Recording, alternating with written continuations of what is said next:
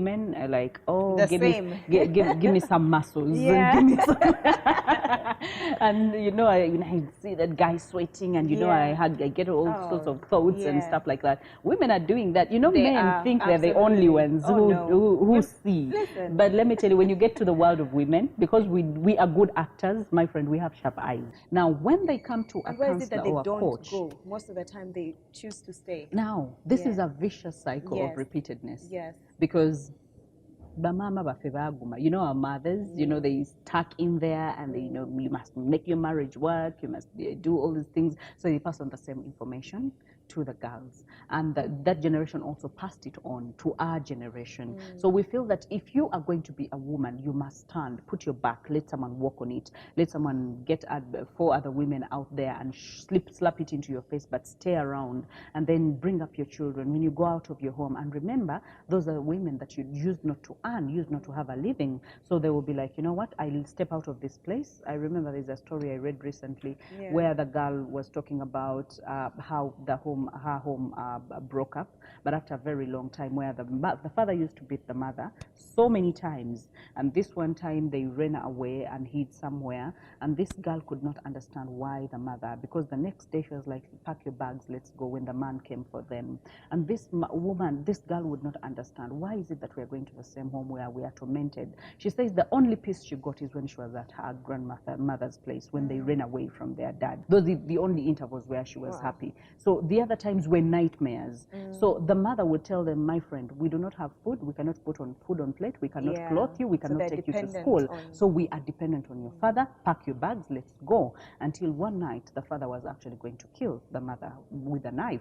And that is the time the mother actually stood up and said, you know what, I will die and leave my children, the same children I want to fend for. I would rather sell maize on the roadside and take care of my children than depend on someone who is not reliable and who does not want to see me alive. So you see, there are so many reasons as to why women get stuck in relationships. And I'm not saying that if you have money, then any small thing that happens, you should be running. No, marriage is work. And relationships are work.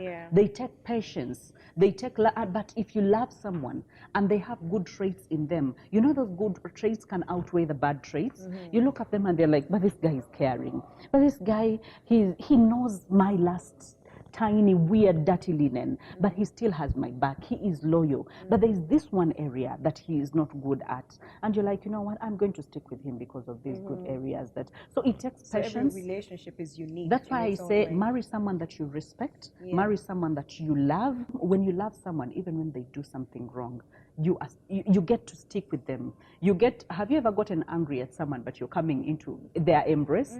You want them to hold you tight, but they've done something wrong to you. Now that's someone that you love, and someone who will say, you know what? That's your friend. And that's your friend, someone you respect. We're going to leave this house of $1 million shillings, and we're going to an apartment of 200,000 because, you know, we're not getting good money these days. And you'll be like, you know what? Even if I remember, I told my husband one day, I saw a hut that was about to fall, and I told him that even if we stayed in that and we dug every day and we did what, I would still stay with you, because that's how much I love you.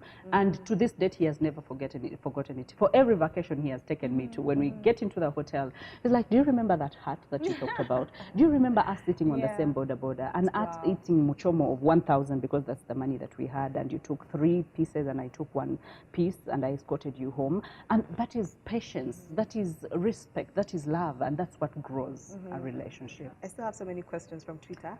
But let me try to, you know, just rush go through them. Does size matter? Now, size, specify.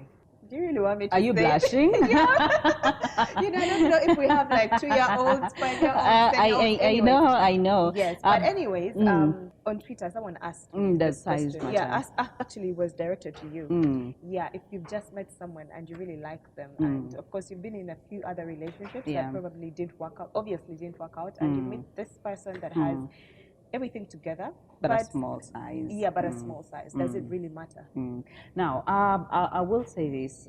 By the time someone asks about size, that means they have seen a different size, and it's bothering them again.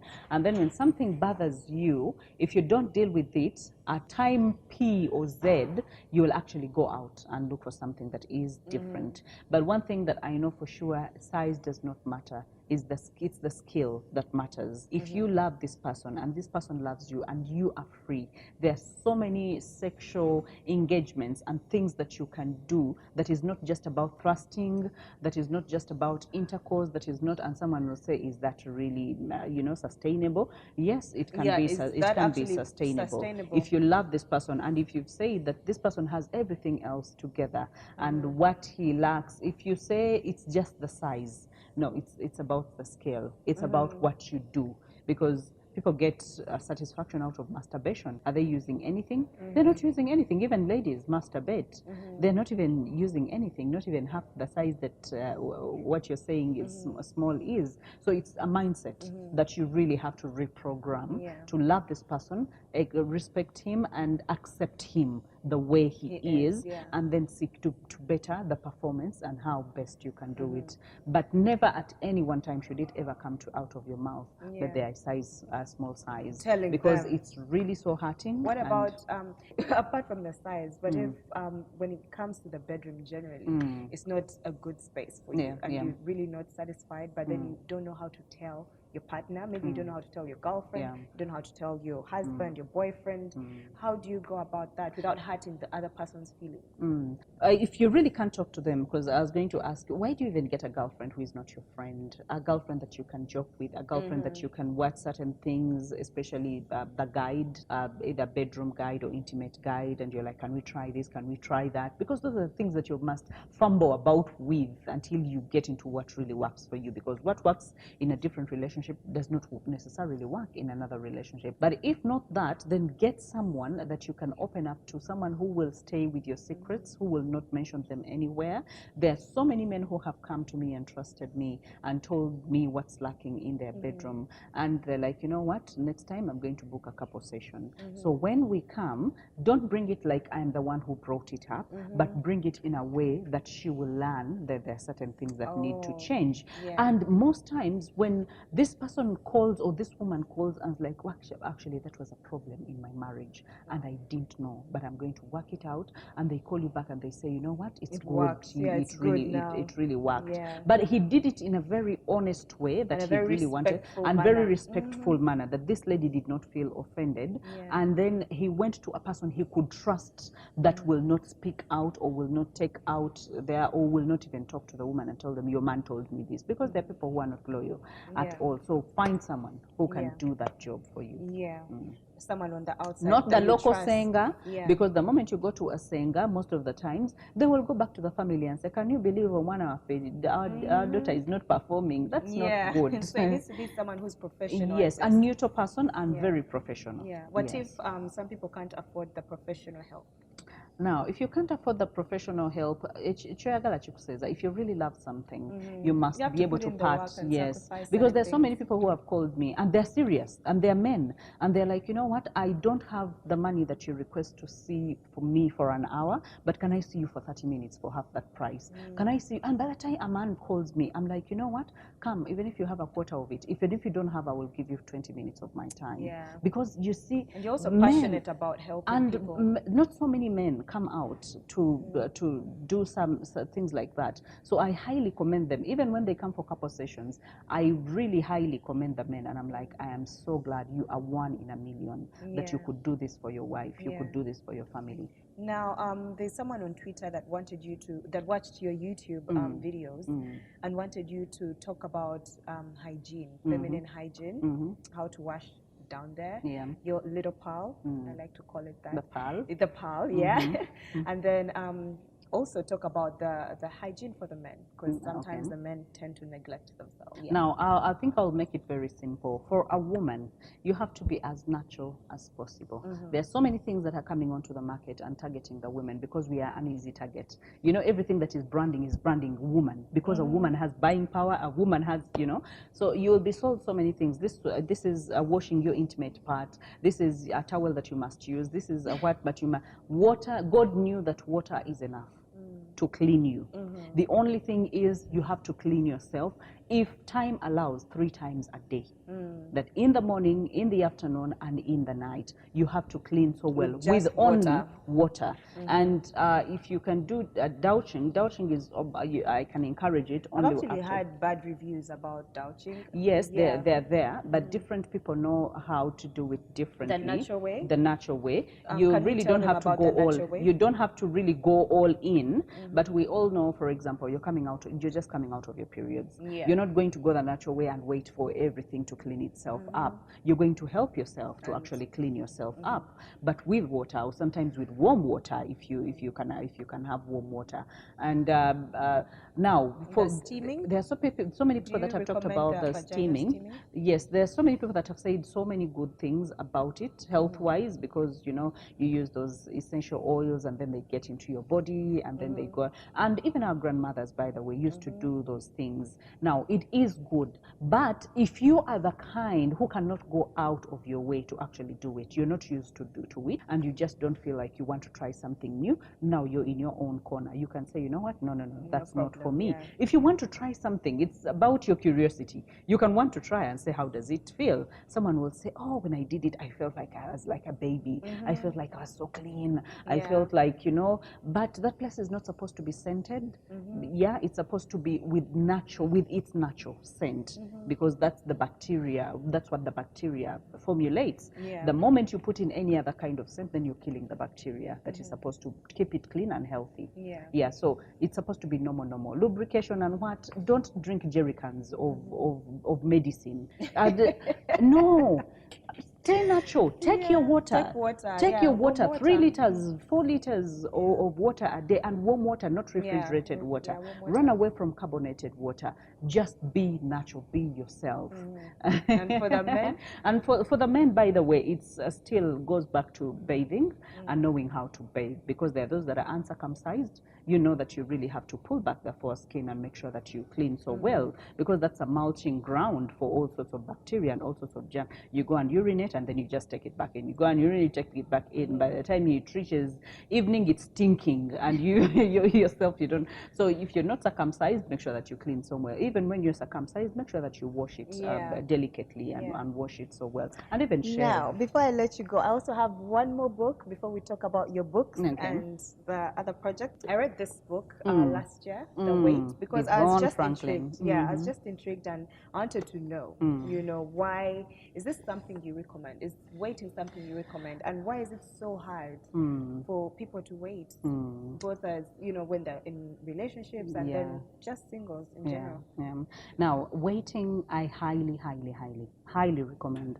And for reasons that if someone respects you enough to still stay with you and still want to be with you and walk with you the journey until you are in union, or you are whether holy matrimony, whether you've gone to courts of law or anything, that means that there's something they have seen in you. It's like a test, I can be with you even without the intercourse, even without the sex. I can still be with you and I will still want to walk this journey with you. But is it something that everyone should take, or it doesn't really matter? It doesn't make a difference in the relationship? It does make a difference in so many relationships, because when someone meets you, we really want to be very honest. When you meet someone and you've had 1,000 or 100 men, or be honest and tell them that, you know what, I've been in a relationship before and I've had intercourse before, so it's not a new thing. Honest is the biggest thing. Be able to mention it. But when you have sex with this person, when you are dating, you get into marriage, you get into the deep end, and then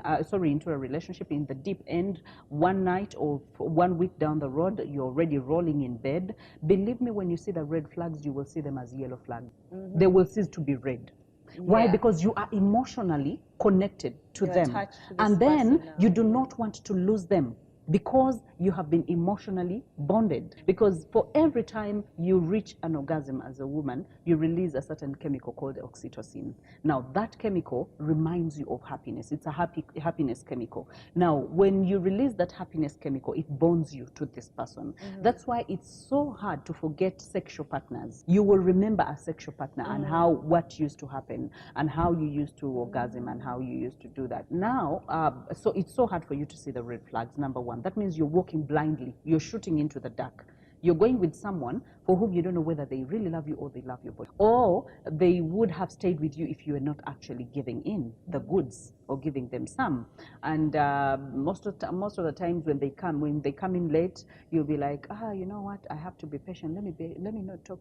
Let me not tell him. Why? Because you're emotionally bound to them. But when you have this distance and you've chosen to wait, you know, and you actually get to develop other parts of the a relationship. sense of accountability, the friendship, the playfulness, the prayerfulness. If you're both Christians, you know, you go out, you have so many things to do outside of just being the two of you. And then all these things build a bigger part even when you get into the marriage, because then you know who this person is.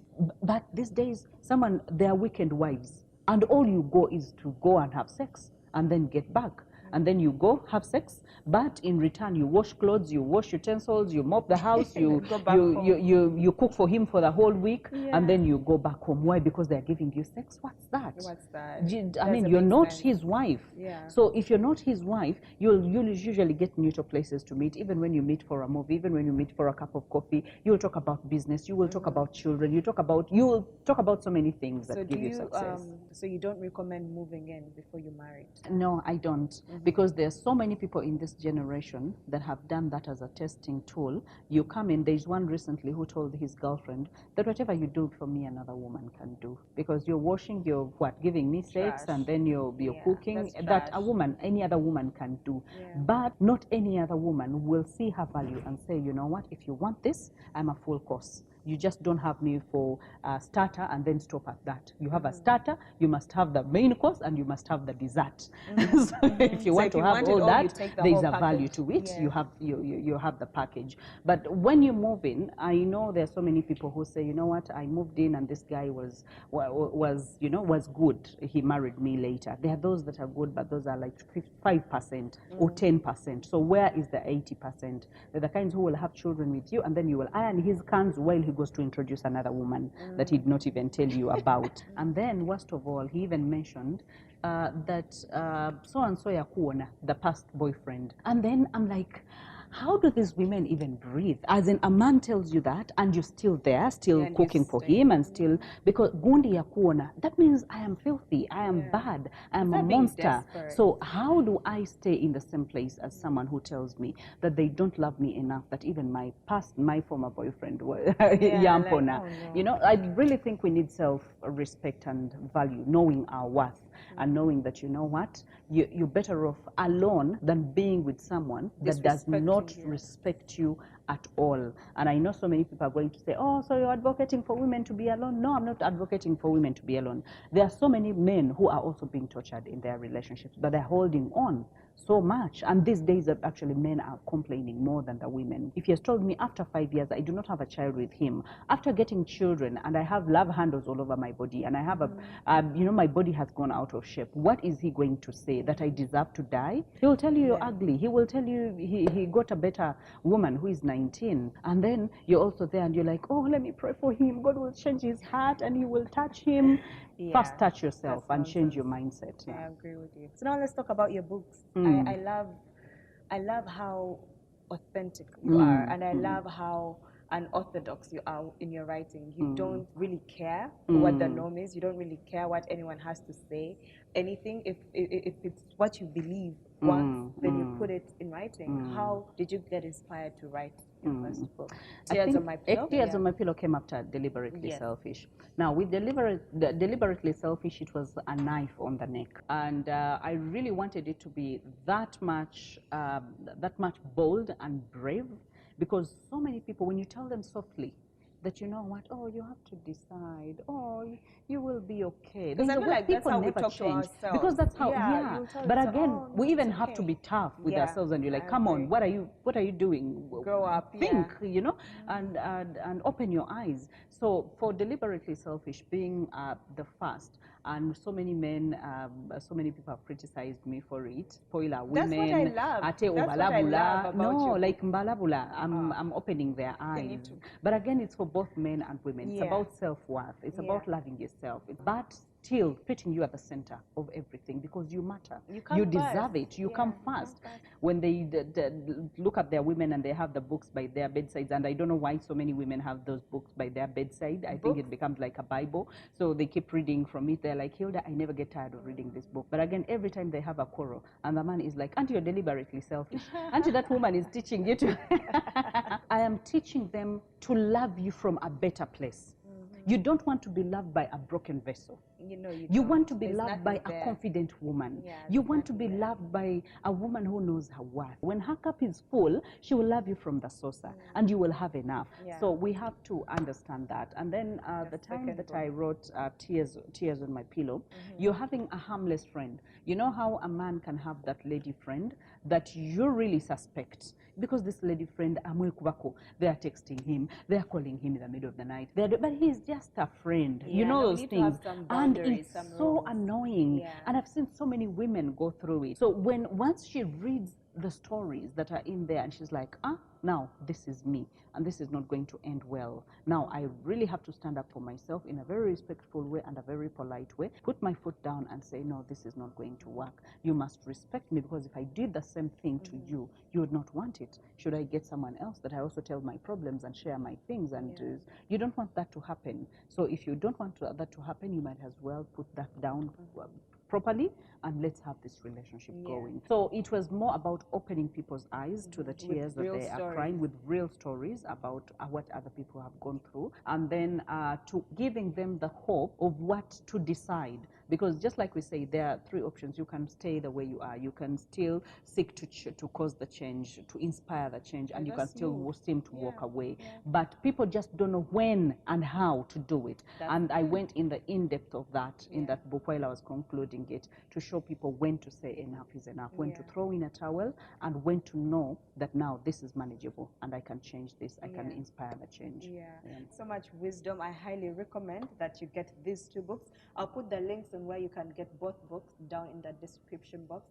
The nude picture phase, or the craze, right? And I say this because I've been a victim, but I refused to be a victim, and I'll never be. I have so many questions around that, but I'll just ask one or two. Why is it that when nude pictures come out, no one is asking for where they came, who sent them? They're criticizing the person who they sent see. them on, who put them on Facebook? No one is checking for that person, but then they're so quick to bash the one who's in the picture, the victim.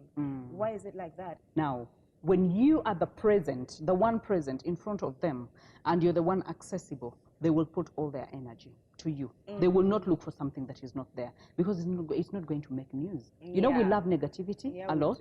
We love criticizing. We love comparing. We love all those things. And we are born and created judgmental. Naturally, we are judgmental.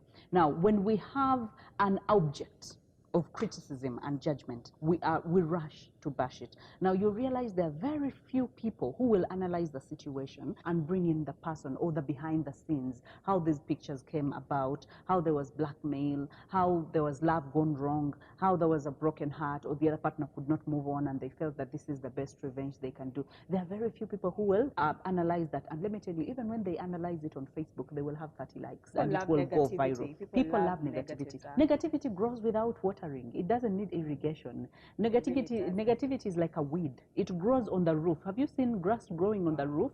It's like, but positivity needs a lot of pampering. Have you ever seen apples? They grow only in Kabale and in South Africa because they need loam soil. They need to be mulched. Now that is positivity. So you will find one positive person out of the 99, and that one positive person will be looked at as a wiseka, lugezigezi. So you want to show us that you understand so much. But so many people are very shallow in their thinking. They would rather interact and conference or confront this the object that they have. So how do you suggest that we women do better for ourselves, since no one else is looking out for us? Should we not take these pictures for ourselves or for our husbands? I don't know. I know that so many people who are the best critics actually have taken those pictures.